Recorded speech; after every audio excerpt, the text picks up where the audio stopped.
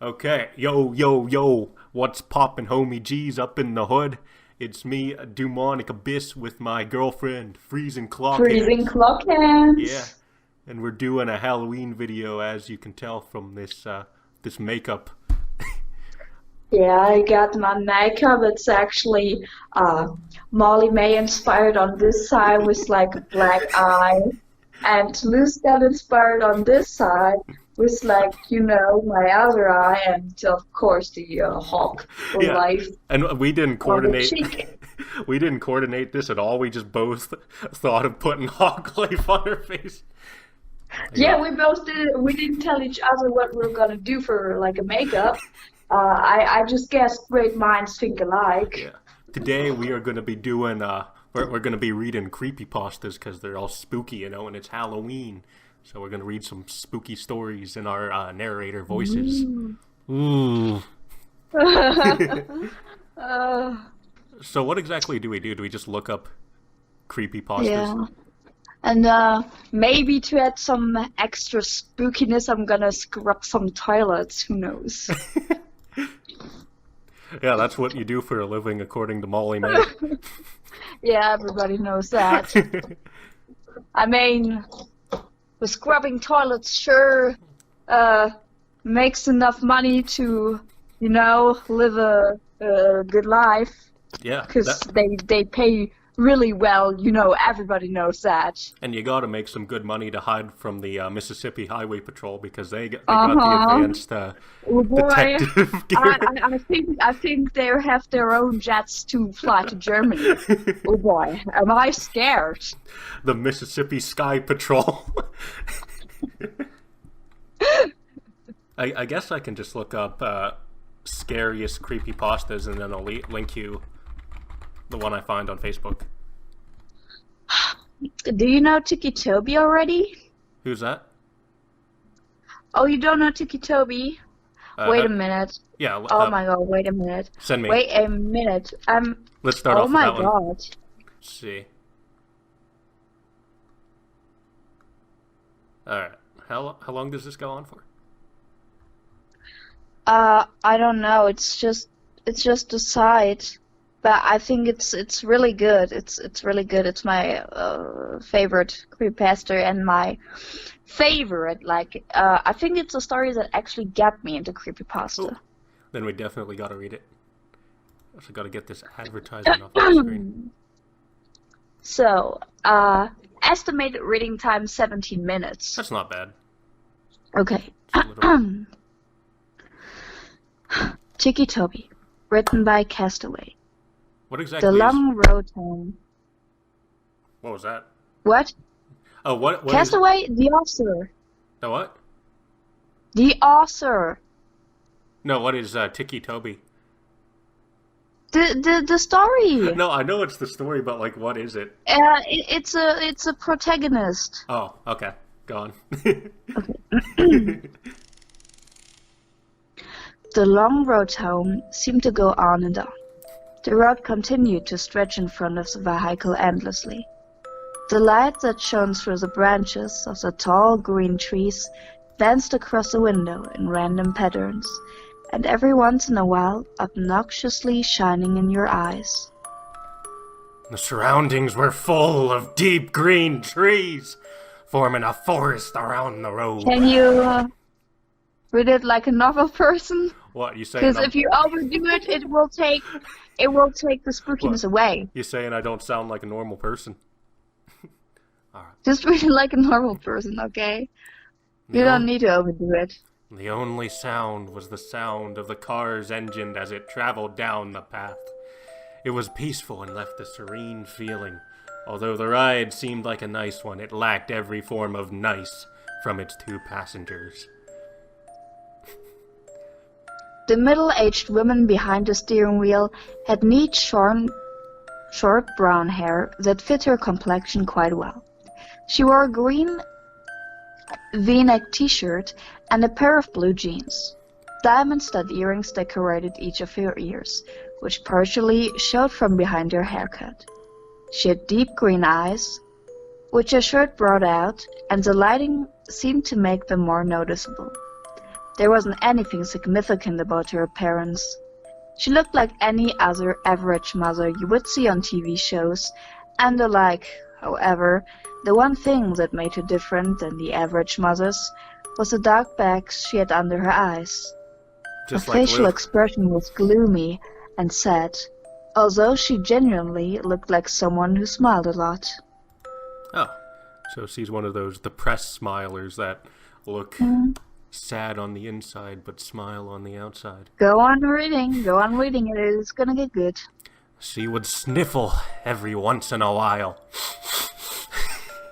and occasionally glance in the rear view mirror to look at her son in the back seat, who was hunched over partially, with his arms held tight around his chest and his head pressed against the cold window. The boy lacked any normal appearance, and anyone could plainly see there was something wrong with him. His messy brown hair went every which way, and the luminescent lighting brought out his pale, almost gray skin. His eyes were dark, unlike his mother's, and he wore a white t-shirt and scrub pants that have been provided for him by the hospital. The clothes he had worn before were so shredded and blood-stained that they weren't wearable anymore. The right side of his face bared a few cuts along his split eyebrow. His right arm was bandaged all the way to the shoulder, which had been shredded with his right side. Hit the shattered glass. Ooh. His injuries appeared to be painful, when in reality he couldn't feel anything. This was just one of the glories of being him. One of the challenges he had to face while growing up was growing up with a rare disease that caused him to be completely numb towards pain. Never before had he felt himself get hurt. He could have lost an arm and felt nothing. The other major disorder he had faced, which was the one that deemed him many insulting nicknames, in the short time he attended grade school before he switched to homeschooling, was his Tourette's syndrome, which caused him to tick and twitch in ways he couldn't control. He would crack his neck uncontrollably and twitch every once in a while. The kids would tease him and call him Ticci-Toby, and they mocked him with exaggerated twitching and laughing. It got so bad he had to turn to homeschooling. It was too hard for him to be in a common learning environment with seemingly every kid poking, or more like stabbing fun at him. Okay, so that's who Ticci-Toby is. That makes sense. I feel for the protagonist because Molly May used to say I had a neurological brain disorder, that I flapped my arms around like a motherfucking slinky. Toby stared blankly out the window, his face empty of any emotion, and every few minutes his shoulder, arm, or foot would twitch. Every bump that the car tires hit would make his stomach turn. Toby Rogers was the boy's name, and the last time Toby remembered riding in the car was when it crashed. That's all he thought about, unconsciously replaying everything he remembered before he blacked out over and over again. Toby had been the lucky one. His sister had not been so lucky. When the thought of his sister came, he couldn't help the tears that welled up in his eyes. The horrible memories replayed in his mind. Her screaming that had cut off when the front of the car was smashed in. It all went blank for a moment before Toby opened his eyes to see his sister's body, her forehead pierced with glass shards, her hips and legs crushed under the force of the steering wheel, and her torso pushed in from the too late inflated airbag. That was the last thing he had seen of his dear older sister. Rip. The road home continued on for what seemed like forever. It took so long to get home because his mom wanted to avoid the sight of the crash. When the surroundings gave way to a familiar neighborhood, they were both more than ready to get out of the car and step back into their own home. It was an older neighborhood with quaint little houses all next to each other. The car drove in front of a blue house with white window panes.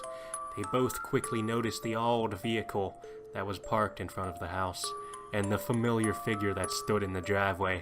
Toby felt automatic anger and frustration take over him at the sight of his father who wasn't there.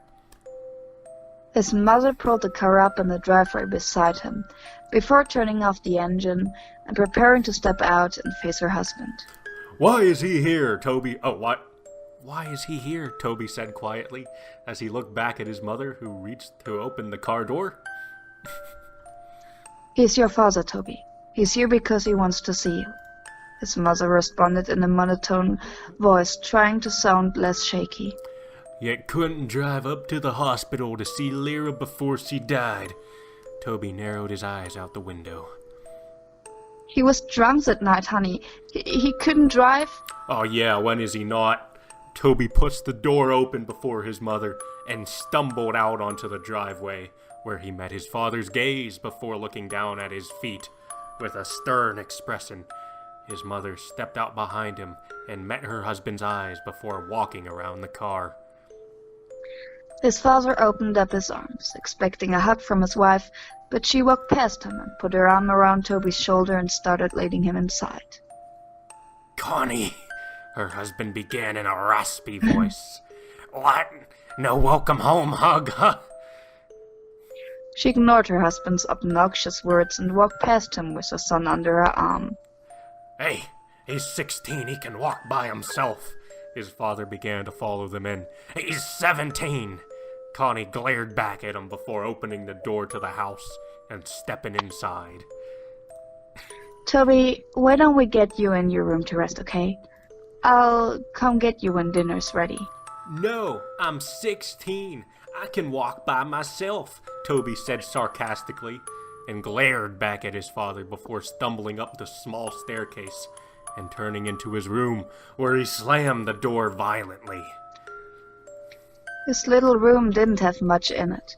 Just a small bed, a dresser, a window, and his walls had a few picture frames of his family, back when they were a family.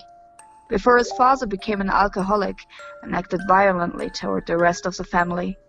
Toby remembered when he was arguing with his mom, and he grabbed her by the hair and shoved her to the floor, and when Lyra had tried to break it up, he pushed her and she hit her back on the corner of the kitchen counter. Toby could never forgive him for what he did to his mother and sister. Never.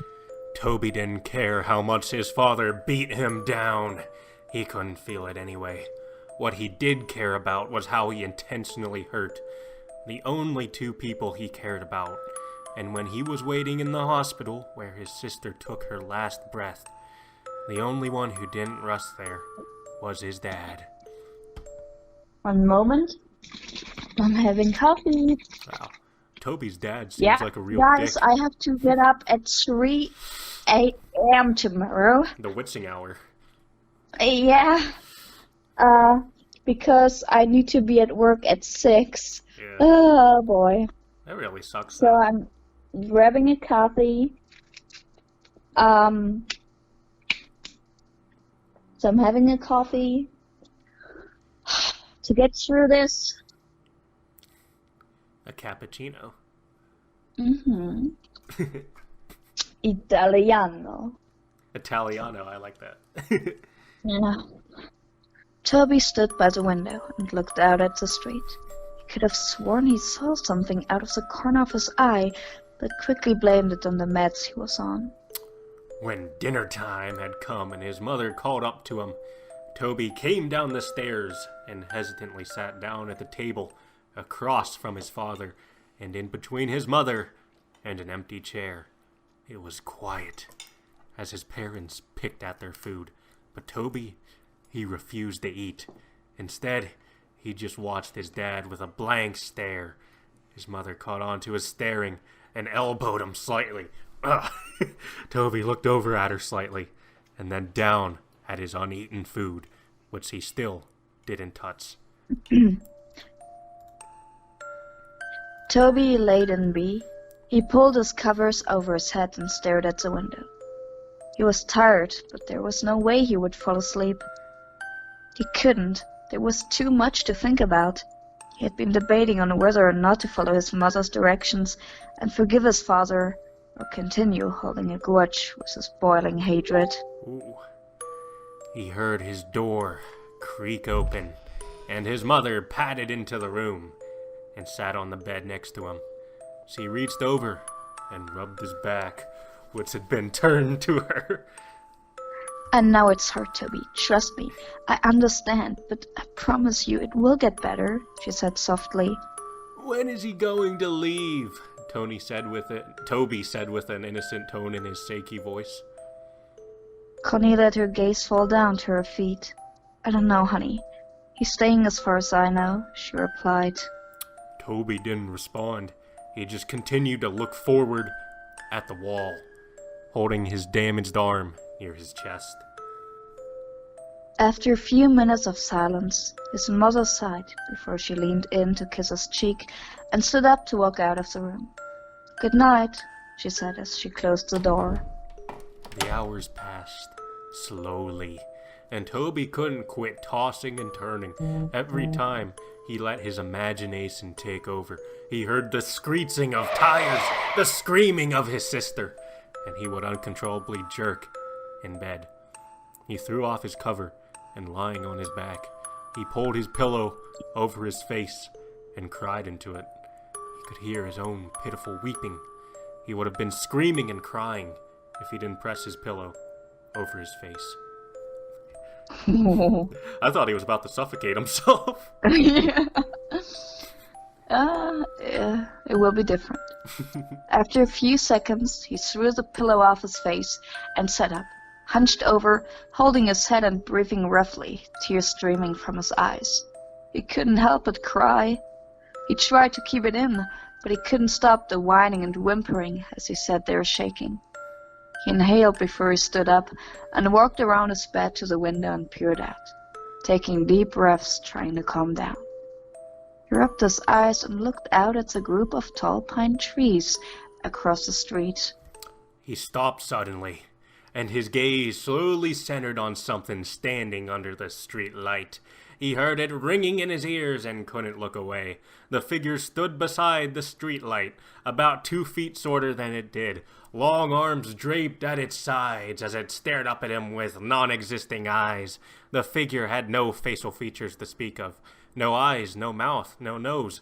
Yet it held Toby's hypnotized stare. Is this the Slender Man? Seemingly peering into his... It is! Oh, I figured. The ringing in his ears grew louder and louder each second he stared before suddenly it all went black. The next morning, Toby woke in his bed. He felt different. He wasn't tired at all, and when he consciously woke up, it felt like like he had been lying there awake for hours. He had no thoughts flowing through his mind. He sat up, slowly, and stumbled over to the wall, but when he stood he automatically felt dizzy. He stumbled to the doorway and walked down the stairs. His parents were sitting at the table. His father was tuned in to the small TV that sat on the countertop, and his mother was reading the newspaper. She quickly looked over when she felt Toby's presence looming behind her. Well, good morning, sleepyhead. You've been sleeping forever, she greeted him with a hesitant smile. Toby slowly looked over at the clock and noticed that it was 12:30 p.m. I made you breakfast, but it got cold. I was going to wake you, but I felt you needed sleep. Her expression fell from happy to worried as her son resisted responding to her. Are you all right? Toby stumbled over and sat by his father. He felt as if he was on idle and had no control over his actions. He was seeing everything he did, but it didn't register in his brain probably. He reached out to his father's arm, but his hand ended up getting slapped. His father turned to him abruptly and pushed his chair over with his foot. Whoa, what a badass. Don't touch me, boy, he yelled. His mother stood up. All right. Now that off. That is the last thing we need. I guess they probably meant knock that off. I don't know. Yeah. The days went by, and things continued on as they were. Connie spent most of her time cleaning the house, and her rude husband spent most of his time ordering her around. It was just like how it used to be before the crash. Toby never really left his room. He would sit by his bed and tremble. His mind would wander, but his thoughts changed too fast to be remembered. He would pace around the small room like a caged animal or stare out the window. The unhealthy cycle continued. Connie continued to be pushed around by her husband, being way too submissive to him, and Toby remained in his room. Before he could think twice, he would begin to chew on his hands, tearing the flesh from his fingers. He would gnaw his hands until they bled. When his mother walked in on him while he was doing so, she reacted horribly. She rushed him downstairs and grabbed the first aid kit, wrapping his hands in bandages. Afterward, she demanded that he wouldn't leave her side again. That's so weird. Toby isolated himself so much that he grew to hate being around others. His memory grew glitzy as well. He'd start missing memory of minutes, hours, days, and so on. He would begin talking nonsense about things completely unrelated to the conversations he would have. He'd go off about seeing things, sharks in the sink as he washed the dishes, hearing crickets in his pillows, and seeing ghosts outside his bedroom window. His mother grew so anxious about his mental health that she decided it would be good for him to talk to a professional about what he was feeling. Connie walked Toby into the building, holding his hand and letting him in. She walked him up to the front desk and began talking to the lady who sat behind it. Mrs. Rogers? The lady asked. Yes, that's me, Connie nodded. We're here to see Dr. Oliver. I'm here with Toby Rogers. Yes, right this way. The lady stood and led them down a long hallway. Toby looked at the framed artwork down the halls and tuned in to the sound of the lady's high heels on the hardwood floor. She opened the door to a room with a table and 2 chairs. If we can get him to sit here for a few minutes, I'll get the doctor. She smiled and held the door open. Toby stumbled into the room and sat down at the table. He looked over at his mother and the lady before the door slowly shut behind them. Looked around the room before he held up his tightly bandaged hands and began to bite at the bandages to unwrap his hands, but he was interrupted as the door swung open and a young woman in a black and spotted dress with light blonde hair stepped in, holding a clipboard and a pen. Toby? She asked with a smile. Toby looked up at her and nodded. Nice to meet you, Toby. My name is Dr. Oliver. She put her hand out for him to shake, but hesitantly pulled away when she noticed his bandaged hands. Oh, she smiled nervously before clearing her throat and sitting in the chair across the table from him. So, I'm going to ask you a few questions. Try to answer them as honestly as possible, okay? She placed her clipboard down on the table. Toby nodded slowly and held his restrained hands in his lap. How old are you, Toby? 17, he responded quietly. She wrote that down on the paper that was clipped to the clipboard. What is your full name? Toby Aaron Rogers. When is your birthday? April 28th. Who is your immediate family? Toby paused for a minute before answering her question. My mom, my dad, and he stopped. My sister. I heard about your sister, dear. I'm really sorry. Her expression faded into a sad, pity-filled look. Toby nodded. Do you remember anything from the crash, Toby? Toby looked away from her. His mind went blank for a moment. He looked down at his lap and in the surrounding area. He heard a faint ringing sound. His eyes widened and he froze in place. Toby? The counselor asked. Toby, are you listening? Toby felt a shiver go down his spine until he froze once again and slowly looked over out the little window through the door where he saw it, a dark, featureless figure peering in at him. He stared, eyes widened, the ringing growing louder and louder, until suddenly the loud voice of the counselor broke his trance. Toby! She yelled. Toby jumped and fell sideways out of his chair and backed up into the corner. Dr. Oliver stood up, holding her clipboard to her chest, a surprised look in her eyes. Toby met her eyes again, his breath hissing as he twisted. That night Toby lay in his bed. His eyes were dazed as he stared straight up at the ceiling. He could feel himself begin to doze off when he heard the scattering of footsteps down his hallway. He sat up and looked towards the doorway, his door wide open. There was no light. Everything was lit by the luminescent blue glow of the moons through his windows, leaving a cold lighting. He stood up and slowly made his way towards the doorway, and suddenly the door, which previously was wide open, slammed in his face. He gasped and fell back. He was out of breath when he hit the ground, and he began breathing heavily, his eyes wide open. He waited for a few seconds before getting back on his feet. He reached out and grasps the cold door handle with his bandaged hand, and it creaked open. He looked out into the dark hallway and tiptoed out of his room. The window at the end of the hallway lit up the darkness with blue moonlight. As he padded his way down, he could hear footsteps rustling around him and faint giggling, followed by the pitter-patter of small feet, which sounded like a child had run in front of him, giggling and running around. The hallway was a lot longer than he remembered. It seemed endless, like the ride home from the hospital. He heard the door creak in front of him. "Mom?" he called in a shaky voice. Suddenly, a door slammed behind him, and he jumped, and he turned around. Behind him, he heard a long, eerie groan that sounded like a croak right in his ear.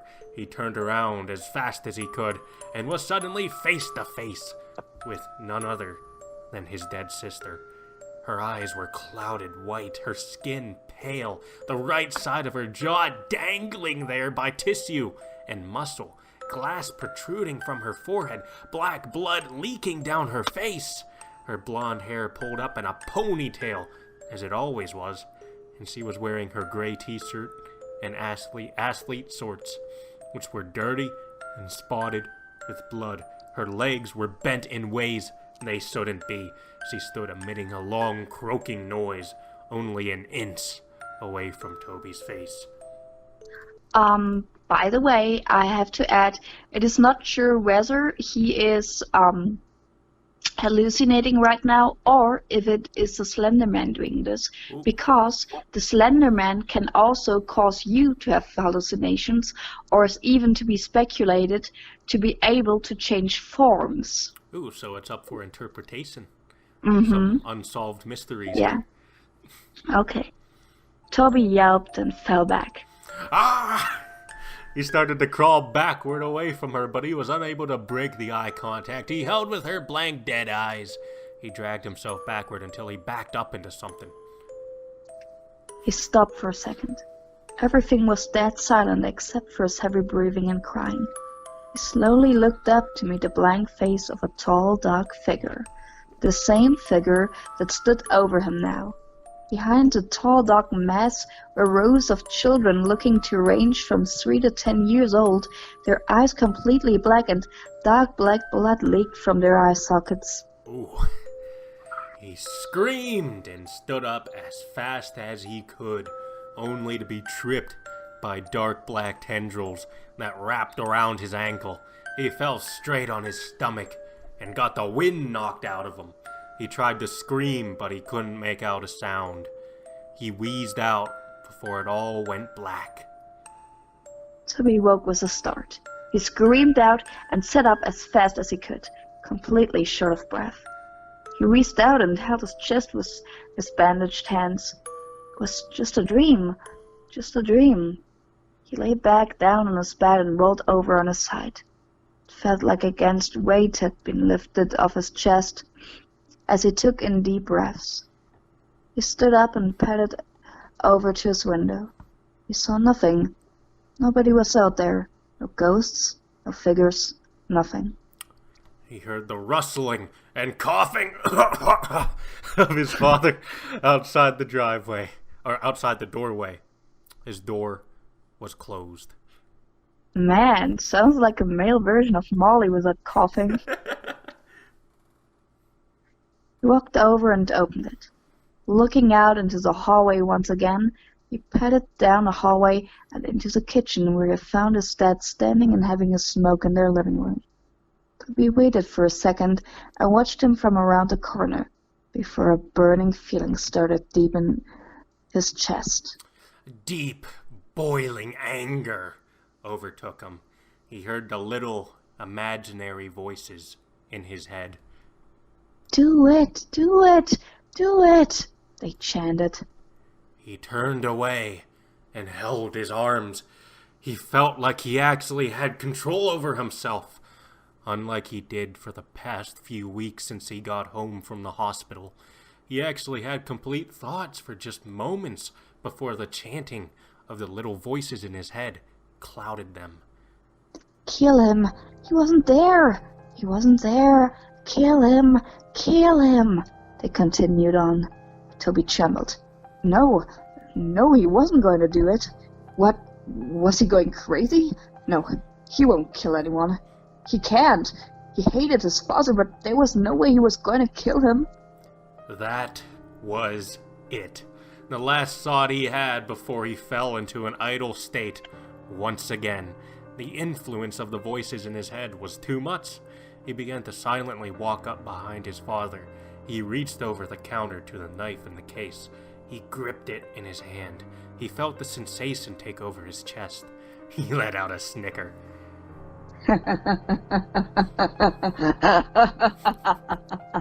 He began laughing so hard he had to gasp for breath.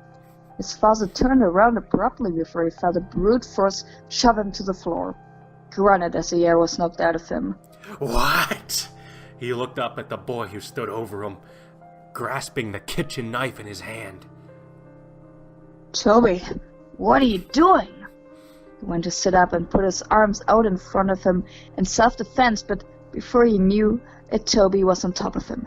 He went to grab his neck, but his father reached out and blocked his hand by grabbing onto his wrist.